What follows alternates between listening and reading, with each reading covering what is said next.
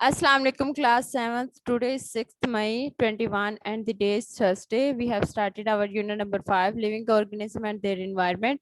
इसके previous book pages की हम रीडिंग कर चुके हैं जिसमें हमने सबसे पहले ये पढ़ा है कि इकोसिस्टम है क्या, उसके फैक्टर्स क्या हैं, 2 टाइप्स ऑफ फैक्टर्स है, बायोटिक एंड एबायोटिक, और कितनी टाइप्स के इन्वायरमेंट होते हैं, नेचुरल एंड आर्टिफिशियल हमने पढ़ा था। उसके बाद हमने पढ़ा था कि उन जो है आपके पास जितने भी टाइप्स के इन्वायरमेंट हैं आपकी सराउंडिंग में, डेजर्ट है, माउंटेन्स है, वाटर है, इन टाइप्स के इन्वायरमेंट में इस यहाँ पे रहने वाले ऑर्गेनिज्म कैसे अपने इन्वायरमेंट के अकॉर्डिंग जो है वो अडेप्टेशन रखते हैं, किस तरह के फीचर्स रखते हैं जो कि उनको उनके इन्वायरमेंट के अकॉर्डिंग बनाते हैं। और साथ ही साथ हमने इसके क्वेश्चन भी किए थे, क्वेश्चन नंबर 1, 4, 2, 3 और हम 5 कर चुके हैं और मैंने 3 एडिशनल क्वेश्चन करवाए हैं। आप लोगों के पेज नंबर 43 पे मैंने 3 एडिशनल क्वेश्चन मार्क करवाए हैं। आप लोगों ने उन क्वेश्चंस को भी अपनी नोटबुक पे लिखना है। यहाँ से आप लोगों ने ये सारा काम करना है और इंटरलिफ्ट भी ड्रॉ करने। अब हम इस यूनिट को आगे लेके चलते हैं और आप लोग आज बुक का पेज नंबर 44 ओपन करें। 44 पे सबसे पहले हमारे पास है फूड चेन। फूड चेन क्या है? Food chain, a series of organisms in which each depend on the next as a source of food and energy.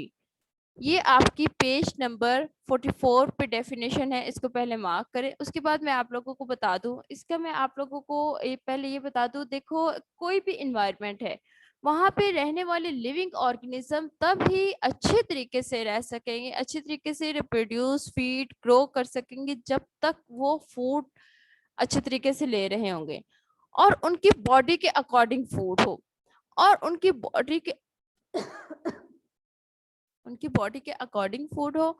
और उसके अलावा क्या है कि वो फूड जो है उनके लिए वो बेस्ट हो, उनकी एनर्जी लेवल को जो है वो अप करे। तो ये एक दूसरे के ऊपर डिपेंड करते हैं। लिविंग ऑर्गेनिज्म फूड के लिए एक दूसरे के ऊपर डिपेंड करते हैं। एक इन्वायरमेंट में रहने वाले तमाम लिविंग ऑर्गेनिज्म फूड के लिए एक दूसरे पे डिपेंड करते हैं। ये कैसे डिपेंड करते हैं और कौन फूड मेकर होता है? सबसे पहले यहाँ पे मैंने आप लोगों को डायग्राम एक शो की है। इसमें सबसे पहले जो है पहले नंबर पे सन तो शो हो रहा है, लेकिन sun as a source of heat provide करता है for all the living organism. पहले नंबर पे जो आते हैं जिनके ऊपर मोस्ट ऑफ दी जो है आपके ऑर्गेनिज्म डिपेंड करते हैं, सारे के सारे ऑर्गेनिज्म डिपेंड करते हैं, वो है प्रोड्यूसर। एंड प्रोड्यूसर कौन है? प्लांट्स हैं।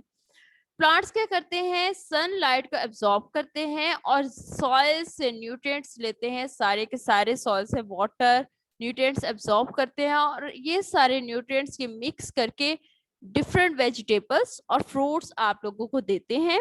और इन वेजिटेबल्स और फ्रूट को ऑर्गेनिज्म जो है वो खाते हैं, इसको यूज करते हैं as a source of food और फिर बाद में जो है वो एनर्जी गेन करते हैं और फर्दर एनर्जी पास करते हैं।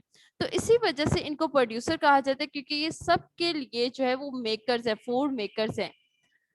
उसके बाद इनके ऊपर जो डिपेंड करने वाला पहला मेंबर है वो है प्राइमरी कंज्यूमर, जिनको हम हर्बीवर्स कहते हैं। फूड चेन में इनको हर्बीवर्स कहा जाता है क्योंकि ये सिर्फ प्लांट्स खाते हैं, इसी वजह से इनको हर्बीवर कहा जाता है। Herb mean plants.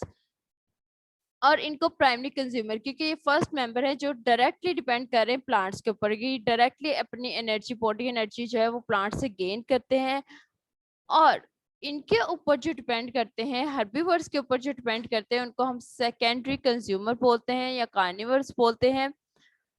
ये इनसे एनर्जी गेन करते हैं, इनको एज अ फूड जो वो यूज करते हैं। इस तरह से एनर्जी पास हो रही है प्लांट से हर्बीवर्स तक, हर्बीवर्स से कार्निवर्स तक। अब ये जो कार्निवर्स हैं या इसके ऊपर जो डिपेंड करने वाले हैं, ये सारे के सारे जब अगर तो वेस्ट मटेरियल अपना पास आउट करते हैं सॉइल के अंदर, उसके अंदर जो न्यूट्रिएंट्स होते हैं, या जब ये डेड हो जाते हैं, इनकी बॉडी डेड हो जाती है, ये सॉइल के ऊपर गिर जाते हैं, तो ये सॉइल में डंप होके सॉइल के नीचे क्या है? सॉइल के नीचे है डिकम्पोजर्स। डिकम्पोजर्स क्या होते हैं? तोड़ फोड़ करने वाले। डिकम्पोज का मतलब है तोड़ फोड़ करना और डिकम्पोजर्स का मतलब है तोड़ फोड़ करने वाले।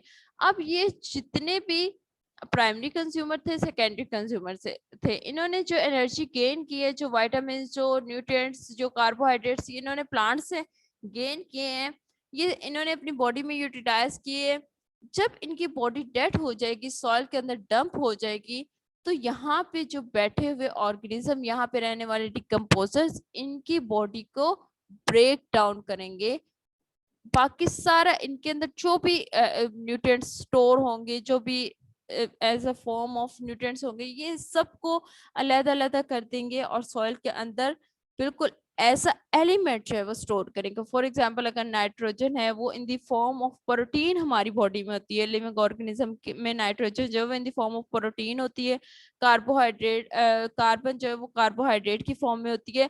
तो ये सारे इन कार्बोहाइड्रेट को ब्रेक डाउन करके कार्बन अलग कर देंगे, प्रोटीन को ब्रेक डाउन करके उसमें से प्रोटीन अलग कर देंगे, जितने भी विटामिन होंगे, मिनरल्स होंगे, उन सबको अलग करके सॉइल के अंदर जो है वो सेव कर देंगे। अब ये सॉइल के अंदर जो सेव हुआ है, दोबारा से प्लांट्स इनको यूज करेंगे, यूटिलाइज करेंगे, और जो फिर एक न्यू फूड चेन दोबारा से बन जाएगी। यानी कि ये सारा सर्कल चलता रहता है। न्यूट्रिएंट्स जो हैं या जितने भी ये रिसाइकल होते रहते हैं, ये हमारा लास्ट टॉपिक भी है इस यूनिट का, कैसे जो है वो न्यूट्रिएंट्स नए बनते नहीं है, ना ही खत्म होते, बल्कि रिसाइकल होते रहते हैं। यानी कि एक जो है चेन ने यूज कर लिया, फिर दोबारा से जब सॉइल के अंदर फिर रिन्यू होकर दोबारा से प्लांट्स ने यूज कर लिया, फिर प्लांट से प्राइमरी ने, फिर सेकेंडरी कंज्यूमर ने, इस तरह से ये पूरा जो है वो सर्कल चलता रहता है। और न्यूट्रिएंट्स जो है वो स्ट्रेंथ जो है वो ही रहती है जो ऑलरेडी सॉइल के अंदर मौजूद थी। उसके बाद हम नेक्स्ट बात करते हैं, आपके पास नेक्स्ट टॉपिक है trophic levels and pyramid number of a food chain. यानी कि जो आपके पास ये ट्रॉफिक लेवल क्या होता है, ये और पिरामिड नंबर क्या होते हैं। अभी मैंने फूड चेन की बात की है, तो फूड चेन के अंदर जिस पोजीशन पे एक ऑर्गेनिज्म है, यानी कि जिस फूड पे वो डिपेंड कर रहा है, उस पोजीशन को हम उसका ट्रॉफिक लेवल बोलेंगे। और ये पिरामिड क्या है, पिरामिड नंबर का मतलब है कि कितने नंबर ऑफ ऑर्गेनिज्म डिपेंड कर रहे हैं जो है वो प्रोड्यूसर्स पे, और कितने नंबर ऑफ ऑर्गेनिज्म डिपेंड कर रहे हैं प्राइमरी कंज्यूमर्स के ऊपर। यानी कि नंबर ऑफ ऑर्गेनिज्म को हम पिरामिड नंबर कहते हैं। तो जो सबसे पहले नंबर पे आते हैं प्रोड्यूसर्स, ये तादाद में ज्यादा होते हैं, स्ट्रेंथ इनकी ज्यादा होती है, इस वजह से ये जो है पिरामिड पे नंबर 1 पे आते हैं। सेकंड नंबर पे आते हैं हर्बीवर्स। हर्बीवर्स क्योंकि जो है वो क्योंकि उसके ऊपर प्रोड्यूसर्स के ऊपर डिपेंड कर रहे हैं, इनकी स्ट्रेंथ थोड़ी कम हो जाएगी प्रोड्यूसर्स की जो है वो एज कम्पेयर टू प्रोड्यूसर्स। तो ये पिरामिड पे दूसरे नंबर पे आते हैं। और प्राइमरी कंज्यूमर यानी कि सॉरी सेकेंडरी कंज्यूमर जो है आपके पास, जो इनके ऊपर हर्बीवर्स के ऊपर डिपेंड कर रहे हैं, जैसे कि माउ रैट है, यहाँ पे दिखाया है, स्नेक दिखाया गया है, तो ये इनकी नंबर कम हो जाएंगे और फिर ये थर्ड नंबर पे आएंगे। और टर्शरी कंज्यूमर जो कि ये सारी चीजें खा सकते हैं, इनकी फर्दर स्ट्रेंथ कम हो जाएगी। यानी कि एनर्जी लेवल सबसे पहले प्रोड्यूसर्स का है, और प्रोड्यूसर्स के पास क्यों एनर्जी, ये डायरेक्ट एनर्जी गेन करते हैं सनलाइट से, डायरेक्ट सोर्स गेन करते हैं सॉइल से। लेकिन इनके ऊपर जो डिपेंड करने वाले ऑर्गेनिज्म है, उनके पास एज कम्पेयर टू देम कम एनर्जी जो है वो जाती है, क्योंकि उनका सारा का सारा पार्ट तो नहीं ना ये ऑर्गेनिज्म ईट कर सकते। तो इस वजह से the position of an organism in a food chain, एक फूड चेन के अंदर जो एक ऑर्गेनिज्म की पोजीशन है, उसको हम उसका ट्रॉफिक लेवल बोलते हैं। फॉर एग्जांपल प्राइमरी कंज्यूमर इस रेट का ट्रॉफिक लेवल है, ग्रास होपर का जो ट्रॉफिक लेवल है वो प्राइमरी कंज्यूमर है, स्नेक का ट्रॉफिक लेवल सेकेंडरी कंज्यूमर है, आउल का जो ट्रॉफिक लेवल होगा वो टर्शरी कंज्यूमर होगा। तो ये जिस नंबर पे है, जो ऑर्गेनिज्म जिस नंबर पे है, उसका वो ट्रॉफिक लेवल होगा। ठीक है, ट्रॉफिक का मतलब होता है एनर्जी, यानी कि किस एनर्जी लेवल पे है। उसके बाद नेक्स्ट हम बात करते हैं flow of energy through a food chain. एक फूड चेन में एनर्जी कैसे फ्लो करती है, एक ऑर्गेनिज्म से दूसरे ऑर्गेनिज्म तक कैसे जाती है। सबसे पहले प्रोड्यूसर्स डायरेक्ट एनर्जी गेन करते हैं फ्रॉम द सन, और जब ये गेन करते हैं, इनका कुछ पार्ट जो है वो एनवायरनमेंट में लॉस हो जाता है in the form of water evaporation, in the form of gases, जैसे कि ये जो है वो ऑक्सीजन जो है वो पूरी हमारे इन्वायरमेंट में as a source of oxygen है। तो इस फॉर्म में इनकी जो है वो जो भी एनर्जी लॉस होती है, इन्वायरमेंट में लॉस होती है, वो इनके तक, जो रैबिट इसको खाने वाला होगा उसके तक नहीं जाएगी, डायरेक्ट नहीं जाएगी। हाँ, इनहेलिंग के थ्रू उसके पास जो है वो चली जाएगी ऑक्सीजन, लेकिन एनर्जी कम हो गई है। क्यों कम हो गई है? क्योंकि जब इसने इसको खाया तो ये सारा पार्ट तो नहीं ना खा सकता। इसका स्टेम है, इसके लीव्स है, तो ये लीव्स खाएगा, ये ग्रास खाएगा। तो कुछ हिस्सा जो है एनर्जी का वो इसके तक गया है, सारा का सारा जो इसके अंदर एनर्जी स्टोर थी वो सारी की सारी इसके पास नहीं गई है।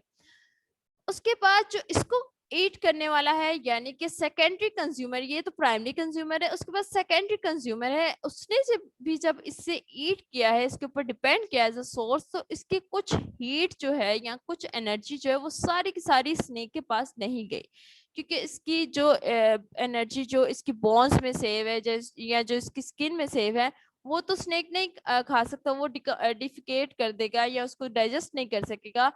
तो इसकी एनर्जी कम हो गई है, एनर्जी लेवल कम होता जा रहा है। यहाँ सबसे पहले प्रोड्यूसर्स के पास एनर्जी लेवल ज्यादा था, उससे उससे कम रैबिट के पास, उससे कम स्नेक के पास हीट लॉस होती है। जब एक लेवल से दूसरे लेवल तक एनर्जी पास होती है तो उसका कुछ पार्ट जो है वो लॉस हो जाता है, वो डिक्रीज होता है। तो लास्ट में ईगल के पास जब स्नेक जाएगा तो इसका भी हीट कुछ जो है वो पार्ट लॉस हो जाएगा। तो इसी वजह से energy is lost at each level, हर लेवल पे एनर्जी लॉस्ट होती है in the environment as a heat की फॉर्म में लॉस होती है। उसके बाद हम बात करते हैं फूड वेब। अभी मैंने बताया कि एक और प्रोड्यूसर्स के ऊपर सारे जो है वो ऑर्गेनिज्म डिपेंड कर रहे हैं, हर्बीवर्स भी डिपेंड कर रहे हैं, और हर्बीवर्स के ऊपर अगर जो वो सेकेंडरी कंज्यूमर डिपेंड कर रहे हैं। लेकिन आप लोगों ने देखा होगा आपकी सराउंडिंग में प्रोड्यूसर्स के ऊपर इंसेक्ट्स भी डिपेंड कर रहे हैं।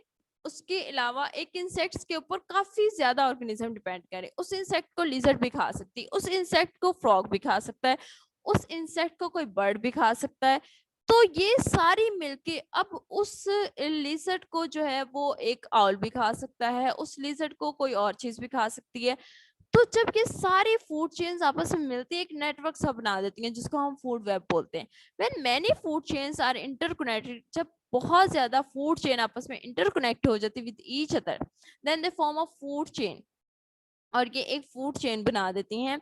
In a food chain one organism is the food of many animals. एक जो ऑर्गेनिज्म है ना वो बहुत ज्यादा एनिमल्स का, जैसे मैंने अभी बताया, एक सिंपल सा इंसेक्ट है, वो लिजर्ड भी खा सकती है, फ्रॉग भी खा सकता है, कोई बर्ड भी खा सकता है, और एक इंसेक्ट दूसरे इंसेक्ट को भी खा सकता है, जैसे कि स्पाइडर जो है वो भी इंसेक्ट्स खा सकती है। तो एक ऑर्गेनिज्म काफी ज्यादा जो है वो खास जो है वो एनिमल्स का प्रीडेटर प्री हो सकता है। और उसके अलावा एक एनिमल जो है वो काफी ज्यादा फूड जो है वो ऑर्गेनिज्म पे डिपेंड भी कर सकता है। For example frog can be eaten by eagle and snake. Frog जो है वो ईगल भी खा सकता है और स्नेक भी खा सकता है। ऐसे ही वो जो रैट होता है, माउस होता है, उसको ईगल उसको सॉरी स्नेक खा सकता है। ठीक है, तो स्नेक की जो है वो टू टाइप्स ऑफ फूड हो सकती हैं। यहाँ पे मैंने एक फूड वेब शो की है, यहाँ पे आप लोगों को एक फ्लावरिंग प्लांट नजर आ रहा है। ठीक है, two types of flowering plant नजर आ रहे हैं। तो इन दोनों फ्लावरिंग प्लांट पे बटरफ्लाई डिपेंड कर रही है। अब बटरफ्लाई को कौन ईट कर रहा है? ड्रैगन फ्लाई भी ईट कर सकती है और फ्रॉग भी ईट कर सकता है। और फ्रॉग और किस चीज को ईट कर सकता है? ग्रास ऊपर को भी। और ग्रास ऊपर जो है वो कौन के ऊपर डिपेंड करता है? अब मैंगोज हैं उनके ऊपर फ्रूट फ्राई अगर डिपेंड करती है, तो फ्रूट फ्राई को कौन कौन खा सकता है? फ्रॉग खा सकता है, ड्रैगन फ्लाई खा सकती है, और उसके अलावा थ्रश, यहाँ पे एक मैंने स्पैरो शो की है, ये खा सकती है।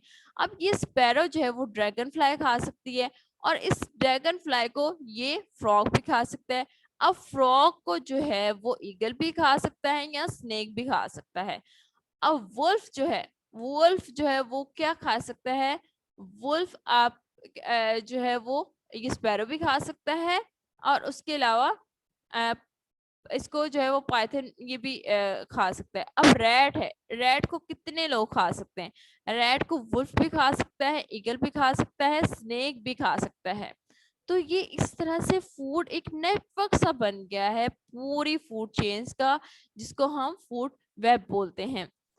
तो ये आई होप आप लोगों को इस डायग्राम से थोड़ा सा जो है वो अंडरस्टैंड हो गया होगा कि किस तरह से एक ऑर्गेनिज्म के ऊपर काफी ऑर्गेनिज्म डिपेंड कर सकते हैं या एक ऑर्गेनिज्म काफी ऑर्गेनिजम्स के ऊपर डिपेंड कर सकता है। तो ये इनका जो आपस में रिलेशन होता है इसको हम फूड वेब बोलते हैं। आते हैं अपनी बुक एक्सरसाइज की तरफ। आई होप आप लोगों को रीडिंग आप लोगों ने की होगी ताकि आप लोगों को खुद भी अच्छे तरीके से समझ आ जाए।